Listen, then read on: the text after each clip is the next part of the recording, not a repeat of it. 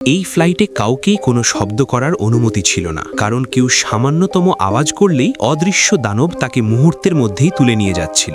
এক ব্যক্তি নিজের জুতো খুলে ফেলল এই ভেবে যে এখন আর কেউ দুর্গন্ধের অভিযোগ করবে না, কিন্তু হঠাৎ তার মুখ দিয়ে একটা হেঁচকি বেরিয়ে গেল আর চোখের পলকেই সে অদৃশ্য হয়ে গেল। তার পাশের সিটে বসা মেয়েটি ভয়ে জুনে গিয়েছিল। পেছনে বসা এক মহিলার বাচ্চা যখনই কাঁদতে যাচ্ছিল তখনই এয়ার হোস্টেস দৌড়ে গিয়ে তাকে শান্ত করে দিলেন, কিন্তু পাশের এক ছেলে আস্তে করে ফিসফিসিয়ে কথা বলছিল আর সেই শব্দই তার শেষ হয়ে দাঁড়ালো। পুরো প্লেন জুড়ে নেমে এলো ভয়ঙ্কর নিস্তব্ধতা। পাইলট এতটাই আতঙ্কিত হয়ে পড়লেন যে সিটেই ঢলে পড়লেন। এয়ার হোস্টেস তাকে কম্বল জড়িয়ে শুইয়ে দিল, কিন্তু পাইলট অচেতন হয়ে পড়ার পর ফ্লাইট চালানোর মতো আর কেউ বেঁচে রইল না, আর শেষ পর্যন্ত প্লেনটি নিয়ন্ত্রণ হারিয়ে ভেঙে পড়ল। প্লেন ভেঙে পড়ার পরও কেউ শব্দ করার সাহস করল না, সবাই নিজের সিটে নিঃশব্দে বসে রইল। যখন এয়ার হোস্টেস জানালো যে দানবটি আর নেই, তখন সবাই স্বস্তির নিঃশ্বাস ফেলল, কিন্তু ওয়াশরুমে রকিয়ে থাকা এক লোক এই খবর জানতো না। তার মনে হচ্ছিল বাইরে এখনো বিপদ, আর সেই ভয়েই সে টানা 3 দিন ওয়াশরুমের ভেতরে বন্দী হয়ে রইল।